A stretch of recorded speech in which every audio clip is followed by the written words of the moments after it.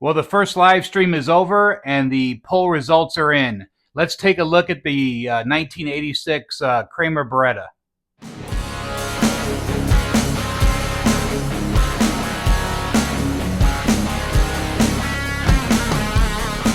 Hey guys, hey gals, 40 Grit here, 40 Grit Guitars, 40 Grit Studios, 40 Grit Garage, 40 Grit everything. Hey, wanted to thank you all for jumping in the live stream yesterday. It was pretty much a test drive. I just wanted to see if everything was working. I'm not very computer literate, but with the help of my son, we got everything going, and I think I got it. I've got it dialed in enough to where if I needed to go live and get on with you guys, that I could do so now. I did a poll yesterday inside the live stream. The Star guitar had a couple requests for the Star guitar. I had to block the bridge on the 1983 Beretta because I hadn't got to it yet, and then I keep looking at these 86 Berettas, going, I really need to do a walk around on those because they're cool. These are close to my heart. I've already told the story. Roger at Dr. Guitar used to come in when I was in high school, and he had this guitar, and I always wanted one, and now I have. I've had them throughout the past, and I sold them off, due to necessity when I was younger, when I needed money and stuff. But at the old age that I'm at now, I'm really not selling off guitars as much. So I've got two of these. The reason why I have two is because one of them is a three-piece neck. The other one is a transition neck. I'm going to go put these on the bench, and I'm going to go through them, and I'm going to show you what the differences are in the two. Now, the expert on this stuff, on the Kramers, there's a lot of expert Kramer guys. Robbie Stingle, I know that Dive Bomb, Kyle Finch is really good. There's the guys back east, Scott Smith. There's Kramer experts everywhere. Okay, I'm probably not one of those guys, but I learned a lot from those people. So, but I will put these on the bench and I will show you the differences in the two. The differences are kind of interesting. One thing I noticed is the neck on the transition neck is more of a satin, and the finish on the three-piece neck is more of a gloss. So I'm going to go through both of these today. I'm going to put them on the bench, and we're going to go through them. And let's go out, and then maybe I'll plug them in. Not anything to repair on these. They're case queens. I leave the transition neck out because I feel like it plays better. The three piece is a case queen, so she's in the case resting. I'm going to go out and put these on the bench, but let's go out and take a look at the 1986 Kramer Beretta. And another quick update, real quick. The 83 is done. Very happy with it. All the inconsistencies for me personally have been fixed. Put a detuner on it. The bridge is blocked. And she's ready to go. I might plug this in today too because I finished it last night and I honestly haven't even plugged it in yet. So maybe we'll be plugging this one in too. So let's head out to the garage and we'll take a look at those Berettas. All right, I've got both these Berettas out here. I got the twins out, so let's go ahead and take a look at them. It is really storming here, so that's why my tripod's rocking. But it got the garage cooled off. So let's take a look at the twins. So I went over my story about the Berettas, why these are so close to my heart. Roger, the kid that came into Dr. Guitar and play these, always wanted to have one, and I got one. Or actually, I got more than one. But the angled headstock, these are 1 5/8 nuts on these rosewood fretboard. I measured these. These are supposedly like a 12-inch radius. I measure more 15 at the higher, so maybe they were doing compound then, and we didn't know it yet. But reading more 15 toward the higher frets. Original Floyd Rose, that is the original pickup. That's a JBJ, probably wound by Marcella. There's plenty of love on this guitar, but not too much to where it hinders, like no major anything on it. One volume knob, and it feels like I may have changed that out for a different volume pot there. Shallow tuners, you got your wrench holder. Nut is mounted from the back. This is the three-piece. As you can see, there's three pieces there. 1, 2 in the middle, and then 3 on the end. Coming down the neck. These always had chrome neck plates, which I thought was interesting because the hardware was black. But I've never seen a real one that had the black neck plate on it. It would have been nice if they would have done black neck plates to black hardware. Barrel jack. Um, Now this cavity cover is inset, but the spring cavity is not. So when we get to the transition neck, you'll see the differences. But yeah, man, these 86 Berettas are cool. Very cool. This is the transition neck. This is going to be the same angled headstock, 1 5/8 nut. I did measure the fretboard. It seemed a little more consistent at 12, but like I said, as it gets closer to the top, it does level out a little bit. JBJ, that's the original pickup. The volume pot, I think I changed that out. These pots get old. There's some shims under the saddles to accommodate the radius to the bridge. You can do your research on that and figure that out. But you always want to match the bridge to the radius of the neck, because that's going to make strings higher in the middle or lower on the ends, or so some people don't prefer the Floyd shims. They don't bother me. They're there for necessity versus anything else. So those measured out at exactly 3/64 on all 6 strings. So this is the transition neck. I'll show you the differences here in a second. Now these are 2-piece necks, shallower tuners again. You'll be able to see the transition line right there. That's a good shot. This is a 2-piece neck versus a 3-piece neck, and I believe that based on what I understand, these were the actual transition necks from the banana, and then they started doing the 3-piece neck. So some nice figure on the back of this one, and that is the you can see that transition line right there. The back is clean now. The transition necks, they were inset. The cavities were inset on both, not just on the control cavity. So same barrel jack, same color, same everything. We'll take a look at the two of them together, see which one is aging a little better than the other. One of them looked better to me on the when I had them out inside. So we'll take a look at both of them here. They both look pretty good. I mean, there's a little more aging on the 3-piece neck. I think the transition neck looks a little wider, white, WHITE, whiter.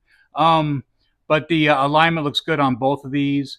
And the like I said, the differences will be the inset cavity covers and the 2-piece neck versus the 3-piece neck. Let's take a look at the pickups. Let's see what these pickups are reading, because I don't remember measuring these. So let's take a look at the pickups here. Okay, this is the transition neck. The transition on the JB 15.92, 15.92 on the transition neck. Okay, the 3-piece is reading 16.12. So the 3-piece maybe a little hotter, maybe not, just the way it was wound. So this one is reading 16.12. All right, the 3-piece. This is the 3-piece 86 Beretta, coming in at 7.10, 7.10. Looking good. Alignment's looking good. She's ready for the road. The transition neck. This is the transition neck. Let's see where she's at. 7.10 as well. That's some consistency there. Alignment looks good. She's ready for the road as well. Now these Berettas, in my opinion, they were one-trick horses. One-trick ponies. Not really meant to be on a clean channel. I've got it on clean right now, but I just get kind of weirded out playing through clean on a single humbucker guitar. It's just not. That's not, in my opinion, what it was meant for. These are for the super confident shredder guitar player to take the stage and everybody goes, "Oh, he's cool. He's got a Beretta." Just my opinion. These did come with treble bleeds. I remember green capacitors that they had in there in the early days, and I would pull them out. Nothing against the treble bleeds. I've started building treble bleeds, just monkeying around with them and seeing what it is they do. We used to put them in at Sir all the time, and I never really messed around, because when you grow up loving Eddie Van Halen used one pickup. So there was never a desire to go after different pickup configurations for me, so that's why I kind of feel I stumbled on it later on in life. But, we can go through the Beretta here real quick. it sounds like a humbucker that you're trying to make it clean.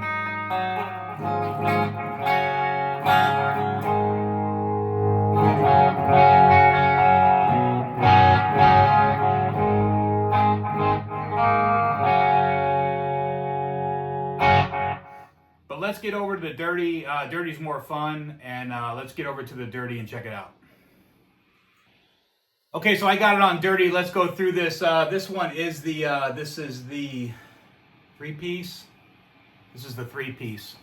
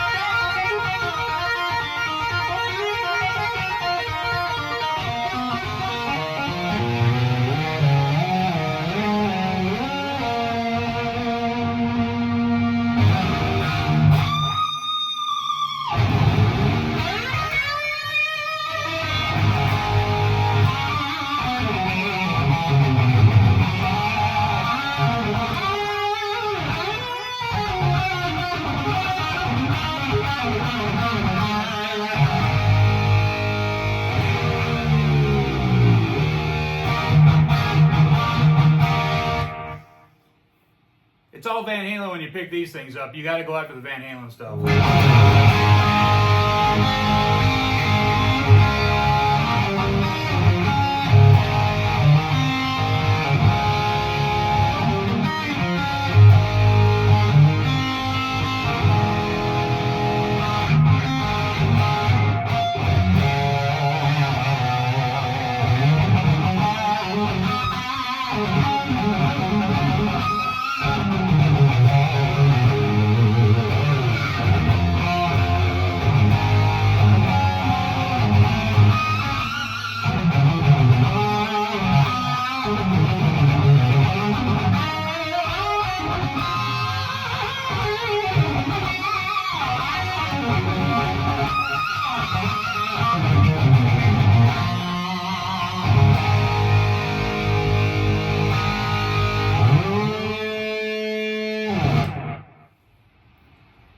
So I haven't played this one, but it was sitting back there and the case was open just now. So I was like, well, you know what, maybe I should get it out and just and run through it here real quick. I'm going to leave it stock. The 59 sounds great. It feels very different going from an R2 nut to an R5. So this is going to be fun here for the next minute. The only thing that I did to this guitar was I added a detuner to it. So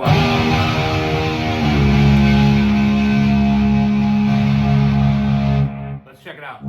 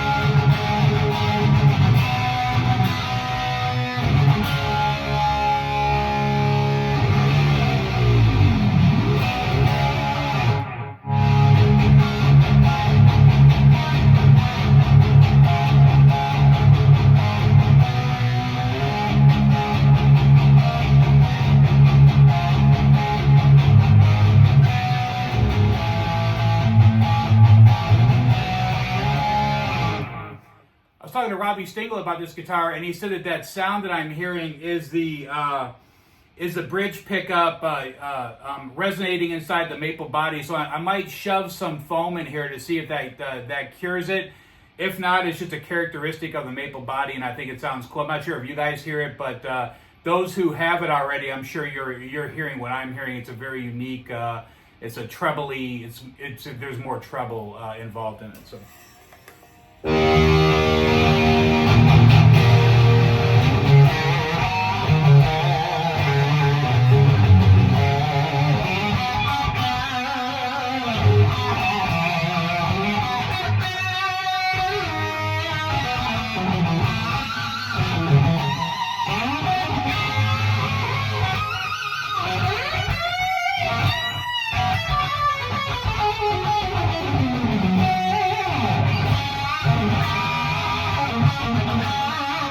Yeah, bends on this are effortless.